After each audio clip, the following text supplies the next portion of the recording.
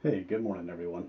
I hope you are all doing well and still coping with all the current challenges. My reading today was called Emotional Intelligence, the three things every leader needs to know for leading remote teams. It's by Chris Westfall. He's a contributor for Forbes.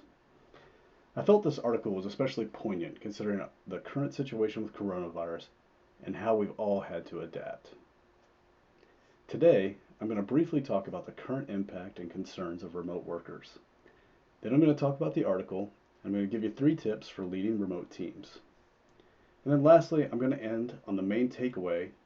And of course, I'm going to give you a very applicable inspirational quote. So we've all felt the impact and kind of faced these new challenges in dealing with COVID-19. According to the World Economic Forum, these are the top concerns for remote workers. Being able to collaborate and communicate with coworkers and team members, loneliness and a feeling of isolation, and being able to unplug after work and really separate the work and home environment. But also, from the World Economic Forum, these are the top concerns for managers for leading remote teams. Reduced team cohesiveness, reduced focus and productivity, and employees overworking. As you can see, managers and remote workers kind of share similar concerns. So what are some tips for leading remote teams that might address some of those concerns? So Chris Westfall lays out these three tips for leading remote teams. And the very first one is to remember that we're all kind of in this grieving process. And like the pandemic has taken something from us all. And that we actually kind of share in a mutual disappointment in some form or fashion around this new normal. I try to keep in the back of my head that, as Don Draper once said, that change is neither good nor bad, it just is. But honestly, it's hard not to focus on just the bad. One tool to help with this process is by letting your team know that they're being heard. A simple acknowledgement of concerns can lead to building a bridge between employees and management, like a mutual understanding. In the military, we used to call it, we're all in the suck together. So the second tip is to avoid the time hole. So many of us now spend considerable time in one dedicated space. A lot of us call it our Zoom room.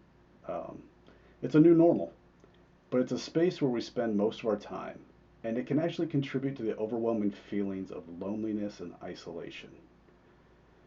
Top organizations have kind of turned into a format of doing like micro meetings, 15-minute bursts to break up the time that's spent staring at this screen, and seeking out other communication methods that are outside of video calls, just to break up that kind of monotony and that just bored feeling. And the third tip, which is my absolute favorite, it's to innovate empathy. So go beyond empathy and directly ask your teams what they need and innovate solutions. So one thing that I am very thankful for is that I'm in an academic environment right now during this pandemic where I can hone some of these skills. This is a new normal for me, but I can hone my remote work to be just as effective as if I was working in an office, sometimes even more effective. I know that now my new workspace makes the best coffee and it always plays my favorite music. Empathy is one of the most valuable skills that you can develop as a leader. It helps to build perspective, and it can help you gauge the true capability of your teams and your team members. If you can empathize, you can communicate and motivate. Okay, so I try to end all of my presentations with a quote.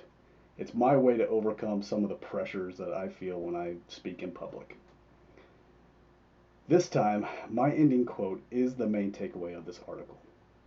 It's just 4 words, but it's 4 words that can build bridges with our teams, can get us away from isolation, and innovate empathy. Keep them fresh in your mind, and remember to repeat them to others. You are not alone. Thanks, everyone. Stay safe.